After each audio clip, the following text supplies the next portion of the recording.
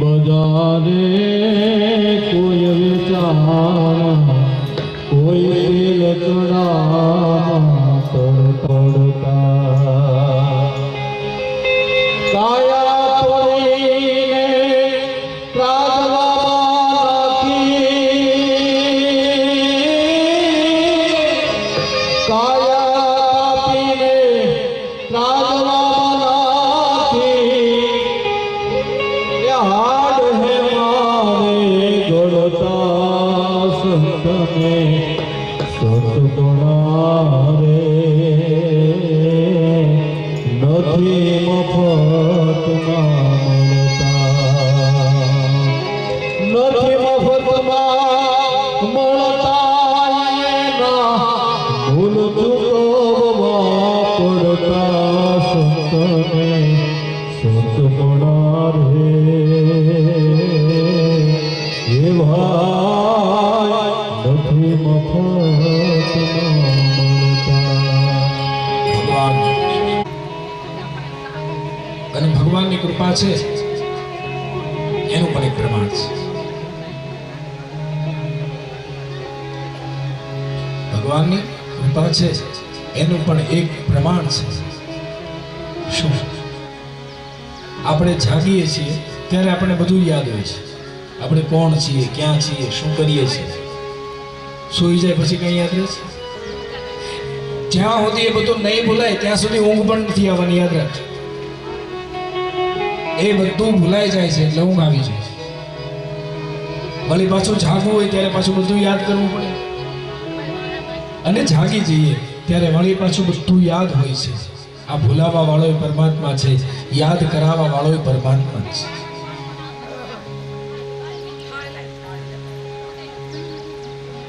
જ્યારે જ્યારે ભક્ત પર કષ્ટ આવે, વિનાશાય ચ દુષ્ટ, સજ્જનોના રક્ષણ માટે ભગવાન કહે છે સંભવામી યુગે યુગે. એક વખત નહીં, યુગે બે વખત આવ્યું. સંભવામી યુગે યુગે, હું યુગે યુગમાં અવતાર લઈને આવું છું. મુનિવર, આપ સૌ ભગવત કૃપાના અધિકારી છે. તમારા દ્વારા થયેલા પ્રશ્નના સવિસ્તર ઉત્તર અમે આપને પ્રાપ્ત કરાવવાની ઈચ્છા છે.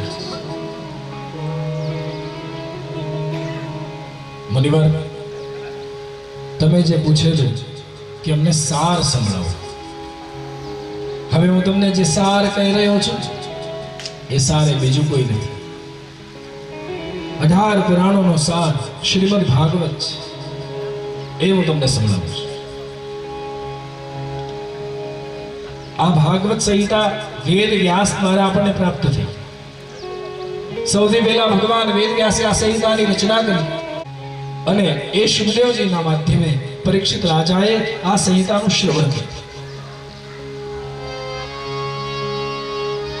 વિસ્તાર એનું નામ છે વ્યાસ. વ્યાસ એટલે વિસ્તાર, વ્યાસ એટલે વ્યાપક. અને જેની દ્રષ્ટિ અને દ્રષ્ટિકોણ વ્યાપક છે તે જ વ્યાસ કહેવાય છે.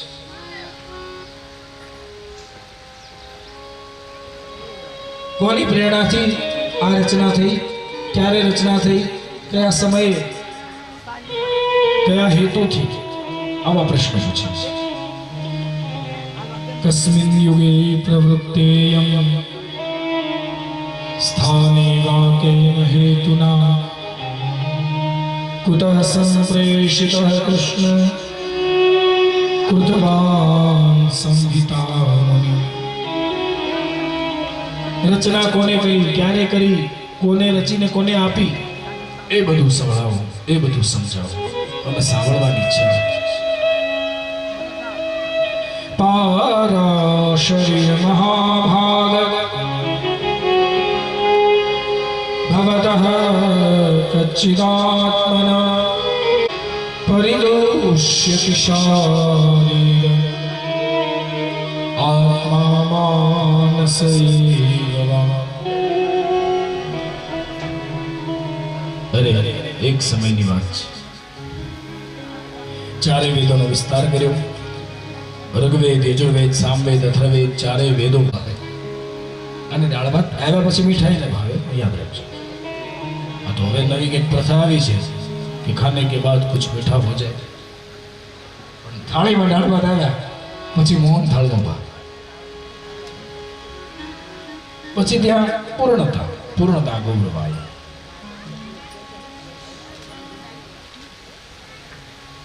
આ બધું રચ્યા પછી વેદ વ્યાસના મનમાં સંતોષ થયો. વેદ વ્યાસને થયું હજી કંઈક કરવાનું બાકી છે, હજી જેની આવશ્યકતા છે એ મેં લખ્યું નથી. મેં લખ્યું છે એમાં હજી બધું પૂર્ણ થયું નથી. અને સંતને જ્યારે ચિંતા થાય, સમાજને ચિંતા થાય ત્યારે સંત આવે. સમાજની ચિંતાને દૂર કરવા સંત આવે. પણ સંતને ચિંતા થાય ત્યારે, સંત મૂંઝાય ત્યારે, સંત વિપત્તિમાં આવે ત્યારે એને કોણ સહાય કરે? ત્યારે એને ભગવાન સહાય કરે. અને ભગવાન જ આવે કોઈ પણ રૂપમાં. નારદજી વેદ વ્યાસ ખિન્ન બનીને બેઠા છે અને નારદજી આવે છે. વ્યાસ મુનિનો આશ્રમ શૂન્યાપ્રાસ નામનું એનું નામ છે. સરસ્વતી નદીને કાંઠે શૂન્યાપ્રાસ નામનો આશ્રમ છે. વેદ વ્યાસ ખિન્ન બનીને બેઠા છે અને એ સમયે નારદજી આવે છે. નારાયણ નારાયણ. હવે જ્યારે નારદજી આવે ત્યારે આપણે, હું જોઉં છું બધાના મોઢા બહુ મલકાય છે, કેમ કે આપણે નારદજીને કંઈક બીજી વ્યાખ્યાથી ઓળખીએ છીએ. કોઈ પહેલાની વાત કોઈ ત્રીજાના બીજાના થ્રુ કરે એને આપણે કહીએ ગઈ તારા નારદીયા વેળા બંધ કર. નારદજીને આપણે એ રીતે ઓળખીએ છીએ.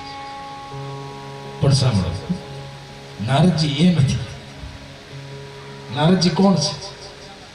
આ સમાજ જ્યારે સૂતો હતો, આ સમાજમાં ભક્તિનો લોપ થયો હતો અને એ સમયે ભક્તિને આશ્વાસન આપ્યું હતું કે ભક્તિ તારી જગતમાં ઘેર ઘેર સ્થાપના ન કરો તો હું ભગવાનનો દાસ નહીં. આ નારદજી છે. અરે નારદજીની કૃપા કેવડી થઈ કે આપણે ભારતના આ ભારતીયો તો ભગવાનનું નામ લઈએ, ભજન કરીએ, કરતાલો વગાડીએ, સ્મરણ કરીએ, બધું બરાબર. પેલા ભૂરિયાઓ નામ લેતા થઈ ગયા, જેને જીસસને બાઇબલ સિવાય કઈ પૂછતું નહોતું એ હરે કૃષ્ણ કરે છે. કેટલી કૃપા! અને બધા મર્યાદામાં આવ્યા ત્યાં આપણે મર્યાદા મૂકી. આ નારદજી છે. વેદ વ્યાસના આશ્રમે નારદજી આવે છે અને એ સમયે વેદ વ્યાસ બેઠા હતા ખિન્ન બને. નારદજી વેદ વ્યાસ સામે જોયું, કહ્યું મહારાજ આપ તો સંત, તમારા મનમાં ઉદ્વિગ્નતા કઈ છે? તમને અસંતોષ કયો છે એ બતાવો.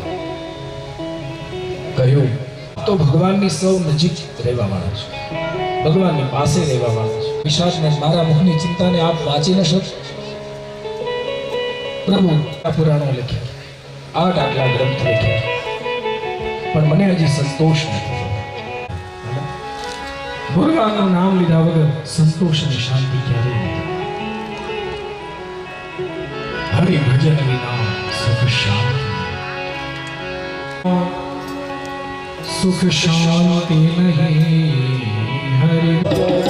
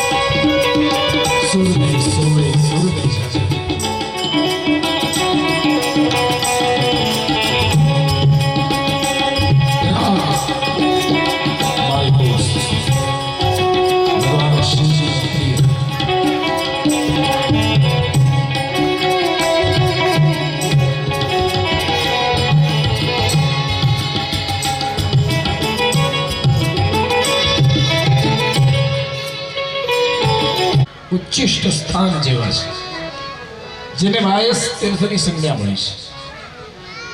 તમે બીજું બધું ગાઓ. મારો વાસ સ્વર્ગાપુરીમાં હતો, ત્યાંથી મારું પતન થયું. હું મનુષ્ય લોકમાં મનુષ્ય બની અને આવ્યો. પૂર્વ સમયમાં એક દાસીના દીકરા તરીકે હું આ ધરા પર અવતરિત થઈને જન્મ્યો.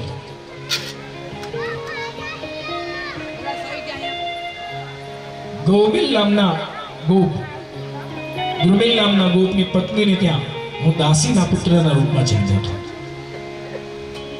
મારી માં બ્રાહ્મણને ત્યાં સેવા કરે છે. મારી માં બ્રાહ્મણને ત્યાં સેવા કરે. હવે માં જતી હોય કે હું એનો દીકરો, હું પણ એની સાથે જતો. મારા પિતાનો તો બાળપણમાં જ અવસાન થયું. હું મારી માની હારે સેવા કરવા જાઉં. મને બીજું તો કાંઈ આવડે નહીં, બીજું તો કાંઈ ઉપાડી શકું નહીં, નાનું બાળક. પણ બ્રાહ્મણ દેવતા પૂજા કરે ને તો પૂજા કરતા બ્રાહ્મણ દેવને મારે ફૂલ લાવી આપવા. એટલે બગીચામાં જઈને ફૂલ લઈ આવું, એ પુષ્પો બ્રાહ્મણોને આપું. એ બ્રાહ્મણ દેવતા ભગવાનની પૂજા કરે, એના હાથે ચડાવે અને પછી નમન મળે ને એ નમન લઈને મને આપે અને નમન પછી હું લઉં. આ મારો દરરોજનો ક્રમ થઈ ગયો. એક દિવસની વાત છે.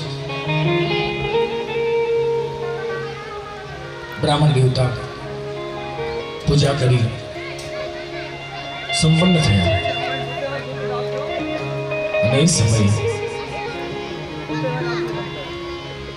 મારી માતાને એને બોલાવી.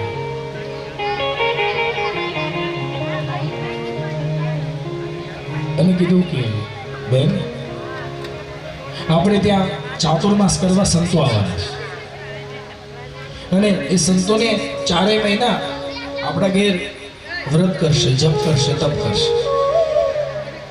તો જો તને વાંધો ન હોય તો તારા દીકરાને એની સેવામાં રાખીશ. અને પહેલે કીધું મહારાજ કઈ વાંધો નહીં, ભલે મારો દીકરો તમારે ત્યાં સેવામાં. એ સંતો ચાતુર્માસ કરવા ત્યાં આવ્યા અને મને સેવામાં મૂક્યો. હું તો નાનકડું બાળક, મને શું ખબર પડે સાધુ સંતોની સેવા કેવી કરવી.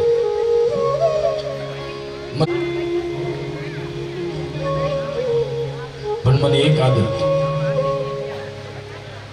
સાધુ સંતો ભોજન કરે અને પછી એની પતરાવડી ઉઠાવું ને એ પેલા એઠું જે પડ્યું હોય થોડું બહાર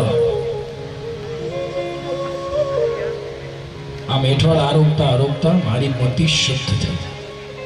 મારી બુદ્ધિમાં ભગવાને પ્રવેશ કર્યો અને પછી મને એવું થયું કે આ જમવાના ટાણે જવું એના કરતા આખો દિવસ અહીંયા રહું તો કંઈક બીજી સેવા થઈ શકે.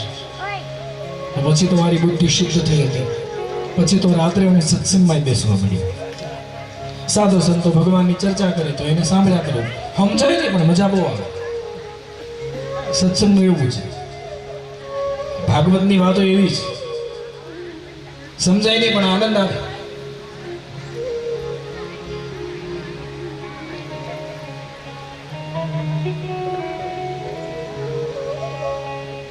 સત્સંગે છે તો સંતો સાથે બેઠા બેઠા મારું મન શુદ્ધ થયું. મારા હૃદયમાં ભગવદ ભક્તિનો આવિર્ભાવ થયો અને પછી તો હું પણ ભગવાનની પૂજા મારી મતિ અનુસાર કરવા લાગી. અને એ અનુકરણના માધ્યમે કદાચ ભગવાન મારી નોંધ લે. પણ વેદવ્યાસ મને ક્યાં ખબર હતી કે મારી માની સામે પ્રવચન કરવા વાળો એક દિવસ દેવર્ષિ બનીને ફરવાનો છે. મને નહોતી ખબર. 4 માસ વ્યતીત થયા, સાધુ સંતોને જવાનો સમય આવ્યો. પણ આ બાળકને જોઈ અને બાળકમાં એને ભગવાન જોઈ લે. કેમ કે સંતો હોય ને એના હૃદયમાં, એ ભલે બાળક હોય તોય ભલે, પણ એના હૃદયમાં ભક્તિનું બીજ પહેલેથી પ્લવિત થયું હોય. એટલે સંત કોઈ સંતને જોવે તો એને સ્વાભાવિક છે કે એમાં પ્રીતિ થવાની છે, એમાં આસક્ત થવાની છે. સાધુ સંતોએ કહ્યું કે બેટા અમે જઈએ છીએ, તે અમારી 4 મહિના બહુ સેવા કરીશ, તારે શું જોઈએ માગીએ એ આપીશ. અને એ સમયે કહ્યું કે મહારાજ મારે કઈ નથી જોતું, એક કામ કરશે. શું? મારી બીજી કોઈ ઈચ્છા નથી, મને કઈ જોતું પણ નથી, તો મને તમારી હારે લઈ જાઓ. હવે આ સંસારમાં તમારી પાસેથી બ્રહ્મના જ્ઞાનને પામ્યા પછી આ સંસાર મિથ્યા લાગે છે. આ સંસારમાં હવે મારો ભાવ રહ્યો નથી, મને તમારી હારે લઈ જાઓ. એ સમયે સંતોએ શું કીધું? બેટા અમે તારી વાતને તો સાંભળી શકીએ પણ તને હારે ન લઈ જઈ શકીએ, કેમ કે હજી તારા મસ્તકે તારી માની જવાબદારી પૂરી ન થાય ત્યાં સુધી અમે તને હારે ન લઈ જઈએ. પણ ચિંતા ન કર, અમે તને હારે ન લઈ જઈએ કઈ વાંધો નહીં, પણ અમારી પાસે છે તો તને આપી શકીએ. હા મહારાજ એ બરાબર. અને સંતોએ નારદજીને મંત્ર આપ્યો છે. ઓમ નમો ભગવતે તુભ્યં વાસુદેવાય ધીમહિ પ્રદ્યુમ્નાય અનિરુદ્ધાય નમઃ સંકર્ષણાય ચ.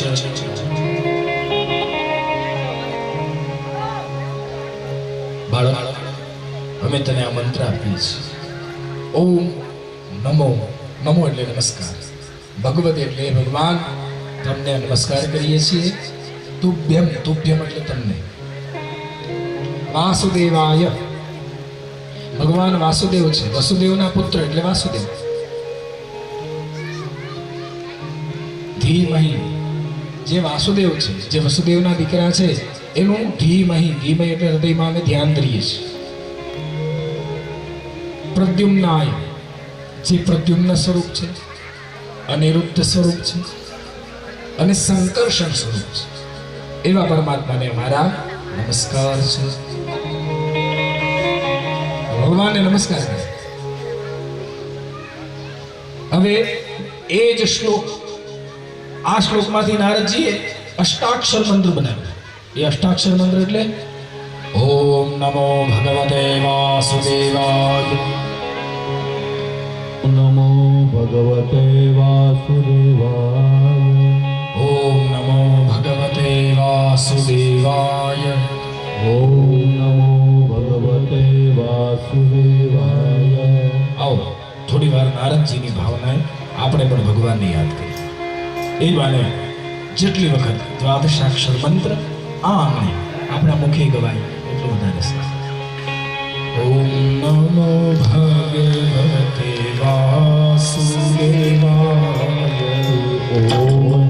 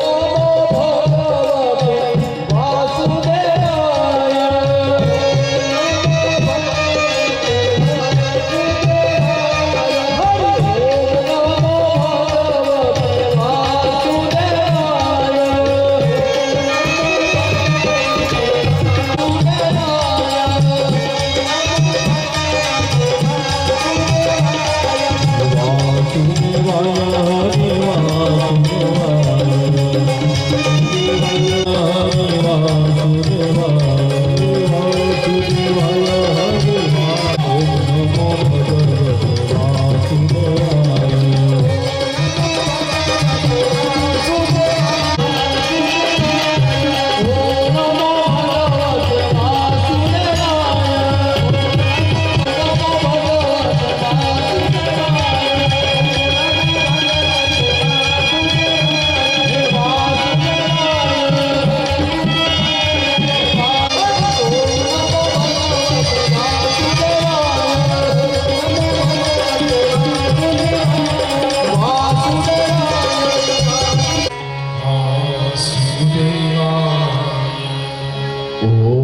નમો ભગવતે વાસુદેવાય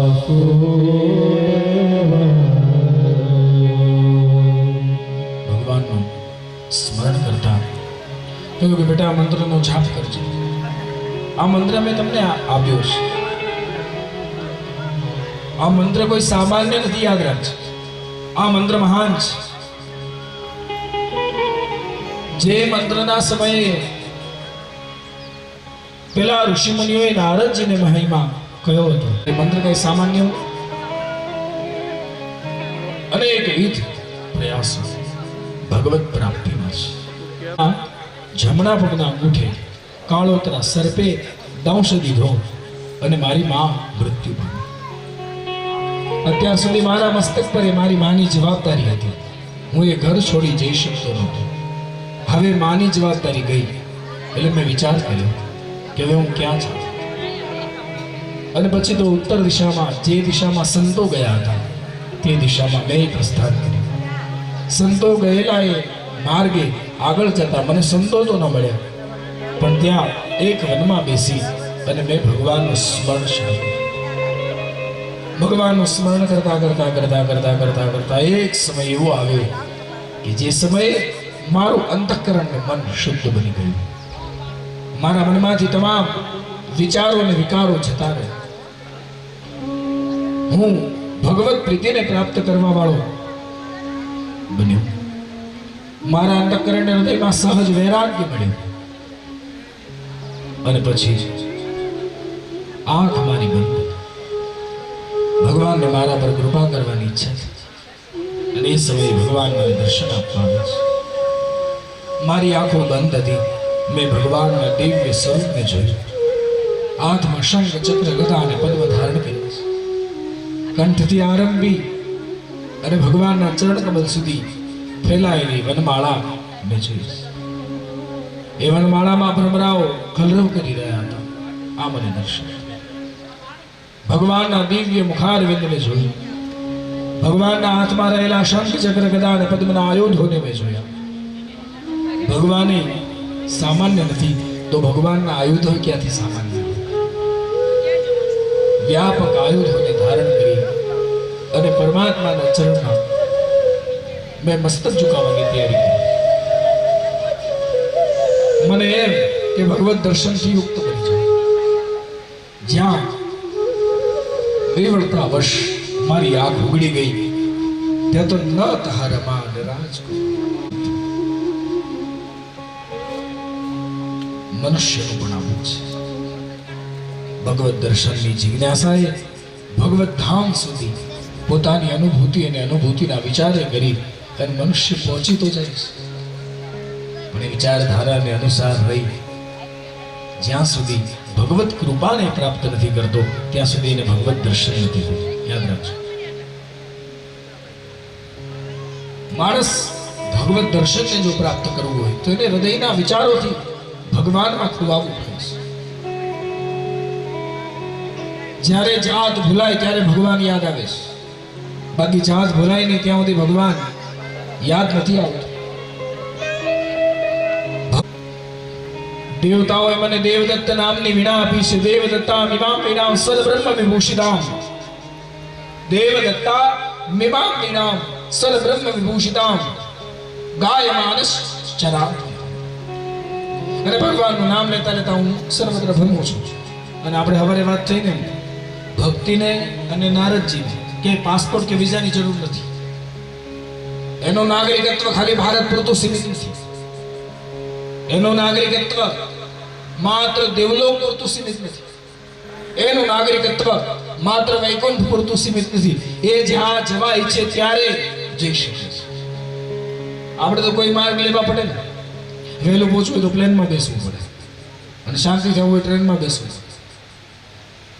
નારદજી તો નારાયણ કે તો જ્યાં જવું હોય ત્યાં જઈ શકે. એક જ કરતા ટંકા. આ કૃપા હે વેદ વ્યાસ મને ભગવાનની કૃપાએ મળી છે. બાકી હું સામાન્ય એક દાસીનો દીકરો, મને શું મળે, પણ ભગવાનની આ કૃપા મળી છે. હે વેદ વ્યાસ તમે પણ મારી માફક ભગવાનને સમર્પિત થઈ જાઓ. જ્યાં સુધી હું કરશો ને ત્યાં સુધી ભગવાન નહીં મળે. મારું મારું મારું તો ભગવાન કહેશે નહીં મારું, પણ તારું તારું તારું તારું કરતા શીખી જાઓ તો ભગવાન કે તું તારું કે છે તો હું તને તારું. એક વેપારી બિચારો શાકભાજી વેચે અને શાકભાજી વેચે.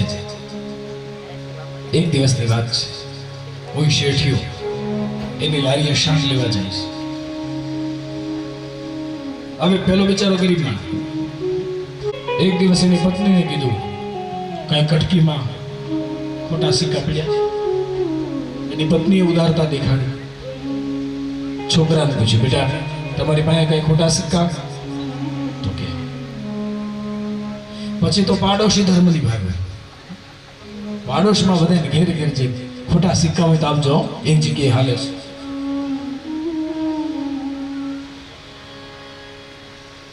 અને આમ ને આમ કોઈએ કીધું કે તું લૂંટાઈ જાઈશ, આ ખોટા સિક્કાને હલાવી અને લૂંટાઈ જાઈશ, ઘરમાં કાંઈ રહેશે નહીં, ઘરમાં કાંઈ રહેશે.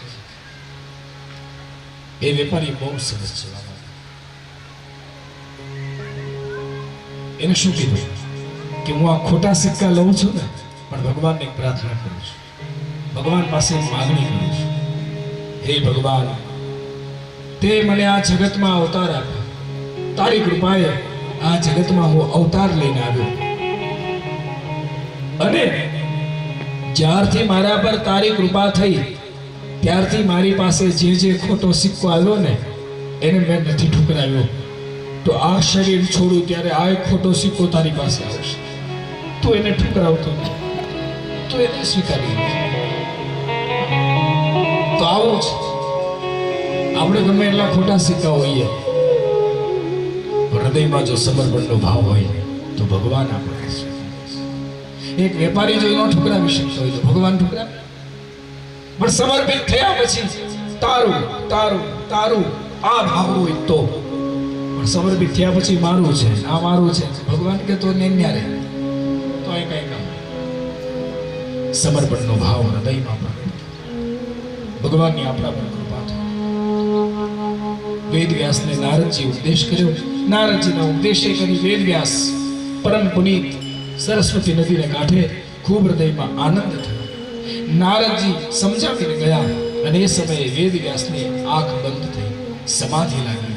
સમાધિમાં કલમ ઉઠી અને કલમથી સમાધિમાં જે અનુભૂતિ થઈ એ અનુભૂતિનો એક ગ્રંથ બન્યો. આ ગ્રંથ એનું નામ છે શ્રીમદ ભાગવત. રચવા વાળાએ રચી લીધું, ભગવાન શીખનારો તૈયાર કરે છે. વેદ વ્યાસે આખી સંહિતા લખી પછી આને ગાય કોણ? આનો પ્રચાર દ્રષ્ટિ સર્વત્ર દોડાવી. ક્યાંય દ્રષ્ટિ લાગી, દ્રષ્ટિ પડી પોતાના દીકરા સુખદેવજી. સુખદેવ પણ બ્રહ્મ જ્ઞાની નહીં, બ્રહ્મ દ્રષ્ટા છે, શિવનો અવતાર છે. 16 વર્ષની ઉંમરે પિતાનું ઘર છોડીને નીકળી ગયેલા એ સુખદેવજી મહારાજને પાછા કેમ લાવો? વેદ વ્યાસ કહે છે કે પૂર્વ સમયમાં તો હું એની પાછળ દોડ્યો પણ ત્યારે મારો દીકરો ઘેર પાછો વળ્યો નહીં, હવે એને પાછો કેમ લાવો? અને આ સંહિતા લખી હતી, એ સંહિતાના શ્લોકો એના શિષ્યોને ભણાવ્યા. શિષ્યોને ભણાવી અને કહ્યું કે તમે જ્યારે વનમાં કાષ્ટ લેવા જાઓ ને, લાકડા કાપવા જાઓ, ત્યારે તમારે આ શ્લોકોનું ગાન કરવાનું.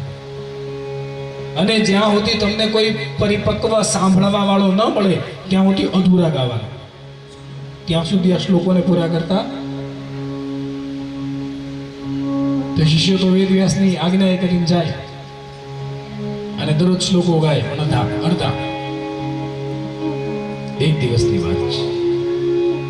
એક વૃક્ષની છે જેને વસ્ત્રનું પણ ભાન નથી, જેના ખભે અનુભવિત સંસ્કાર નથી, જેની આંખો પરવાળા સમાન વિશાળ છે, જેની હાસડીઓ મજબૂત છે, જેના હાથ આજાન બહન છે, જેના વિકીર્ણ કેશ વિખરાયેલા જેના કેશ. ભગવાન એ શ્યામ, ભગવાનની કથાને ગાવા વાળો એ શ્યામ, શ્યામ વર્ણ છે, આજાન બહન, નગ્ન દિગંબર. સુખદેવજી મહારાજ પોતાની મસ્તીમાં બેઠા છે. પરમહંસ છે, જેમ તેમ નથી. પોતાની મસ્તીમાં પરમહંસ બેઠા છે, આંખ બંધ છે, ધ્યાન પરમાત્માનું લાગ્યું છે. અને કાને શ્લોકો પડ્યા. બરહા પીડમ ગદવરવરો કરલયો કરણકાર રનરામ વેણો રગરસુદયા ઓરયં ગોપવૃંદે. શ્લોક કાને પડ્યા પણ અધૂરા છે. દેખાય છે કાનમાં કલેરના પુષ્પ, દૃશ પિતાંબર જેને કહ્યું છે, અને કંઠમાં વૈજંતી માળા છે. રામ છે કે કૃષ્ણ? જો રામ હોય તો એને ધનુષ્ય દેવાનું, અને કૃષ્ણ હોય તો વાંસળી દેવાની. નથી આના હાથમાં વાંસળી, નથી આના.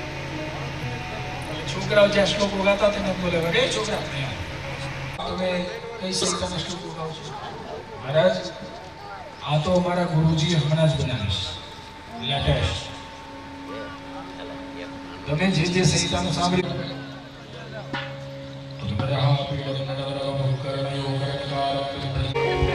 ત્યાં તો ગોપીઓનું વૃંદ જે કઈ કામ કરતું એ કામ કરતું કરતું બંધ થઈ જાય છે.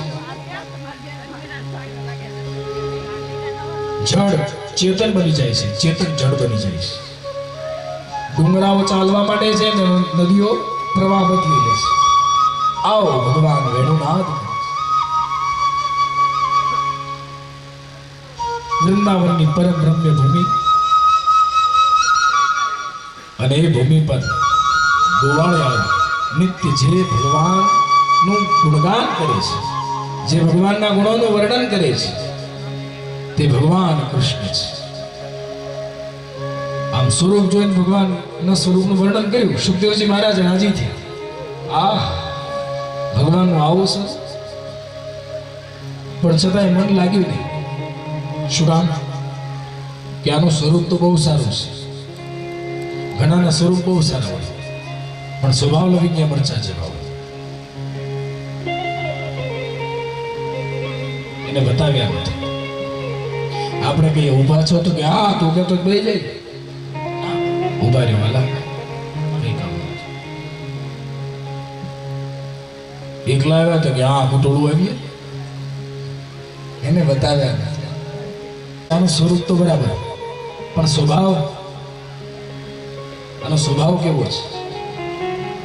સ્વરૂપ જોઈ અને પ્રીતિ ન વધે, સ્વભાવથી પ્રીતિ વધે. તો હવે કહ્યું મહારાજ ભગવાનનો સ્વભાવ સંભળાવ્યો. આ તમને જે શ્લોક સંભળાવ્યો ને એ દશમા સ્કંદના 21મા અધ્યાયનો ભગવાનનો ધ્યાનનો શ્લોક હતો. હવે અમે તમને દશમસ્કા શ્રીમદ ભાગવતજીના તૃતીય સ્કંદમાં વિદુર અને ઉદ્ધવના સંવાદમાં થયેલા પ્રસંગમાં ભગવાનના સ્વભાવનું નિરૂપણ કરીએ છીએ. તમે એનું શ્રવણ. રાગ બદલાયો, રાગ થયો દરબારી. કેમ કે સ્વભાવની મહત્તા દરબારીમાં છે. જેની શોભા મહાન હોય એ કઈ છત્ર રાગો નો રાજા દરબારી. માં જગદંબાને પ્રિય રાગ. સુંદરામ વરદામ સાયુધાષ્ટ મહાભુજા આદ્રચિત્તાં નમોસ્તુત્વા સિદ્ધિદા કરુણા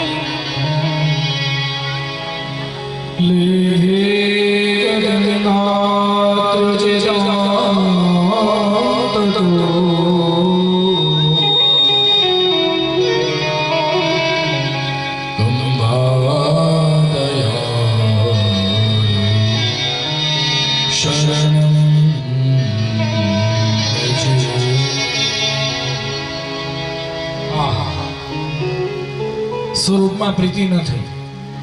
સુખદેવજી મહારાજને એમ થયું કે આ તો લાલો છે, કૃષ્ણ છે. એને કઈ આમને ભૂખ્યો બેહાડે. ભોજનનો ટાણો થાય ત્યારે થાળ કરવો પડે, સવારે જાગે ત્યારે સ્નાન કરાવવું પડે, એના વાઘા બદલાવવા પડે, એને ટાણે ટાણે જમાડવું. આખા દીપા 8 વાર તો જમે છે અને કઈ ભૂખ્યો રખે. વળી સાંજે હુવાડવાનું અને એ પાછો જેમ તેમ નહીં, નારાજ થઈ જાય.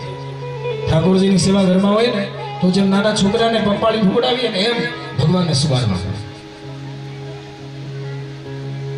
મુગટ ઉતારી લેવાનો, જારીજી મૂકવાની, એમાં દંડજી બંશીજી આ બધું લઈ અને વાઘા બદલાવી નાખવાના. આપણે એડ્રેસ લઈએ છીએ ઠાકોરજી માટે મખમલો અને પછી પોઢાડવાના. અને પોઢાડવા માટે પછી એની ગાદી જુદી, એ ગાદી તક્યો પછી એમાં ઠાકોરજી પોડી જાય. પછી એને ઓઢવા માટે અને એમાં પાછો નિયમ છે, ઊનના વસ્ત્ર શિયાળામાં પહેરાવાના. પછી ભર ઉનાળે તમે ઠાકોરજીને ઊન પહેરાવો તો એને ગરમી થાય. તો એ તો બધી સેવા કરવી પડે. હું તો સંન્યાસી. હવે અહીંયા મારા ભોજનના ઠેકાણા નથી. ઠાકોરજીને ક્યાં જમાડું? ભિક્ષુક બનીને યાચના કરવા જાઓ ને કદાચ ક્યાંક મળી જાય ને પછી એમાંથી મળ્યામાંથી જમાડું, પણ એ ક્યાં કરી શકે? એટલે પેલાનો સ્વભાવ જોવો પડે. પણ સ્વભાવ બતાવ્યો. હા, અહો બકીયમ સ્તનકાલ કૂટા. બકાસુરની બેન જેનું નામ છે પૂતના. આ પૂતના પોતાના સ્તન પર હળાહળ વિષ ચોપડીને આવીશ. ભગવાનને મારવાના ભાવે. એને એમ કે આ બધા છોકરાને મારી આની બંધ મારવાના ભાવે આવીશ. જીગાંસયા પાય પ્રસાદથી. પણ રૂપ એને સાધુ સજ્જન લીધું છે, સારું લીધું છે. આ સારા રૂપમાં બીજા છેતરાય પણ ભગવાન ન છેતરાય. લે ભે ગતિ. પણ જ્યાં ભગવાનને હળવેકથી ગોદમાં લીધા ત્યાં ભગવાને આંખ બંધ કરી. પણ શા માટે? લે ભે ગતિ. ભગવાન એ વિચારે છે કે આને માં યશોદા જેવી ગતિ આપ્યું કે માં દેવકી જેવી ગતિ આપ્યું. હવે મારવા આવી એને માં જેવી ગતિ આપે એ માધવ સિવાય કોઈની તાકાત નથી. ઉતરા મારવા આવી હતી ભગવાનને, છતાં એને માં યશોદા જેવી ગતિ આપી દીધી, દેવકી જેવી ગતિ આપી દીધી. એમ ભગવાનની પાસે ખોટા સિક્કાય ચાલી જાય છે. સુખદેવજી મહારાજને થયું કે ઓહો, આવું જો એનું સ્વરૂપ હોય, આવો એનો સ્વભાવ હોય તો આને જમાડીએ તોય ચાલે, ન જમાડીએ તોય ચાલે. કોઈ દિવસ અભાવે સ્નાન થયું હોય તોય ભલે, ના થયું હોય તોય ભલે. અરે એનાથી વિશેષ કદાચ આની મૂર્તિના રૂપમાં શિવાજી લઈ શકીએ તો ભલે, નહીં તો હૃદયના સિંહાસનમાં બેસાડીને પૂજા કરીએ તો ભલે. એવું કહેતો નથી કે મને સ્નાન કરાવ્યા છે, મને ભોજન કરાવે છે. આને તો હૃદયમાં બેસાડીને પૂજા કરી શકે છે. અને પછી તો સુખદેવજી એવા ઓતપ્રોત થયા, અરે છોકરાઓ, આ સંહિતાના 2 શ્લોકે તો મારા મનને આકર્ષિત કરી લીધું એ કૃષ્ણ પ્રત્યે. તમે મને આખી સંહિતા ભણાવો, હું તમને હાથ જોડું છું. એક વૈરાગ્યની પરાકાષ્ઠાએ પહોંચેલો મહાપુરુષ એની એક શ્લોકોના કારણે પુરાણમાં આસક્તિ થઈ. છોકરાઓને કીધું અમને ભણાવો, તો કીધું મહારાજ એ નહીં થાય. કેમ? અમારી પાસે આટલું સેમ્પલ જ છે, પૂરા શ્લોકો અમારા ગુરુજી પાસે છે, અને તમારે ત્યાં આવવું પડે. ઓહ, તમારા ગુરુજી કોણ? અમારા ગુરુજી છે વેદવ્યાસ. ઓહો, એ તો મારા પિતાજી છે. અને પિતાની સંપત્તિમાં દીકરાએ કાંઈ હક જતાવવાનો ન હોય, દીકરાનો હક જ હોય. અને હું તો મારા પિતાજીને કહીશ કે પિતાજી, તમે જ્યારે વેલ તૈયાર કરો ને, અને એ વેલમાં તમે લખજો કે શ્રીમદ ભાગવત સંહિતા મારા દીકરા સુખદેવને મળે. પિતાની પાસે સંપત્તિની આશા નહીં અને સંપત્તિની અપેક્ષા રાખે એ સામાન્ય દીકરો છે, પણ પિતાની પાસે સંસ્કારોની આશા રાખે એ મહાન દીકરો છે. સંપત્તિ મળે તોય ભલે, ન મળે તોય ભલે, પણ મારા પરિવારથી મને મળેલા સંસ્કાર મારા જવાનો જોઈએ. સિંહ ભૂખ્યો રહી જાય, સિંહ ભૂખ્યો રહી જાય પણ એ ઘાસ ન ચરે. એમ આપણે હિન્દુ છીએ, આપણે કુમારીશું, ના મળે તો ઉભા રહેવું, બાકી જ્યાં બેસવું. ના મળે તો ભૂખ્યા રહેવું, બાકી કોઈનું જૂટવીને ખાવું. આપણી સંસ્કૃતિ નથી. આપણી તો સંસ્કૃતિ આપવાની છે, આપણી સંસ્કૃતિ જૂટવાની. આપણી સંસ્કૃતિમાં તો અતિથિઓનો સત્કાર કરી અને જમાડીને જમવાની આપણી પ્રકૃતિ છે. એને જમાડ્યા વગર જમવાની આપણી સંસ્કૃતિ. આપણો ઓટલો કદાચ નાનો હશે તો કઈ વાંધો નહીં, આપણો ઓટલો નાનો હોય તો ચાલશે, પણ આપણો રોટલો મોટો હોવો જોઈએ. બસ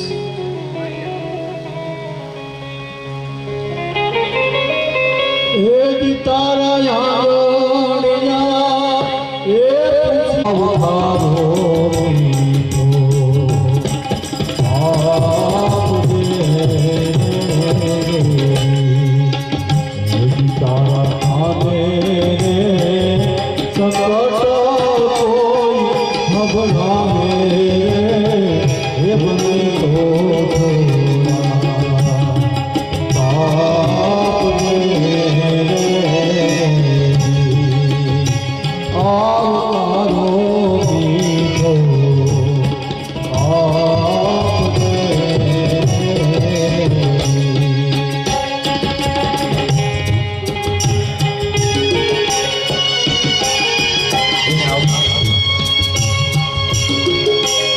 કોઈ આપણા કાને આવી કોઈ ભાઈ હું દુઃખી છું, તો એના દત્તક માતા પિતા બની અને એની વિદ્યા અટકે નહીં, એના માટે સંપત્તિનું દાન કરીને એને ભણાવજો. હે માનવે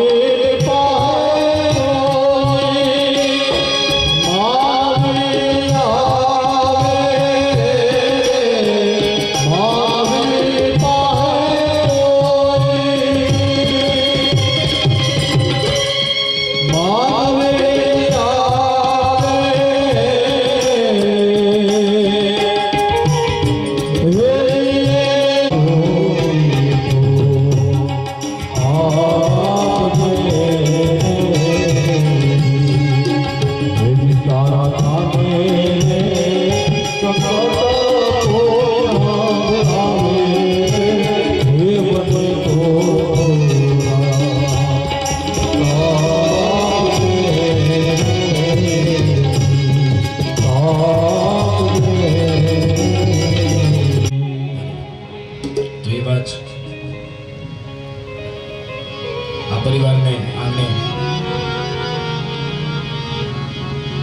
સપ્તાહનું આવું દિવ્ય આયોજન અને એમાંય નૌકાનો નિયમ છે. જ્યારે સ્ટેશન નજીક આવે ને પછી કર્ણધારની આવશ્યકતા પડે. તો આ બીજા દિવસના સાયંકાળે આપણે પુનઃ પાછા આપણા કર્ણધાર સભાના કર્ણધાર કનમદાદાને વિનંતી કરીએ કે આ સભામાં જે કોઈ અતિથિ અને આ આતિથ્ય સત્કારથી જે કંઈ યુક્ત જે કંઈ થોડું આયોજન છે તેનાથી આપણે સૌને પરિચિત કરશે અને વળી પાછા કથામાં વિરાજીશું. શ્રી જય કૃષ્ણ કનૈયા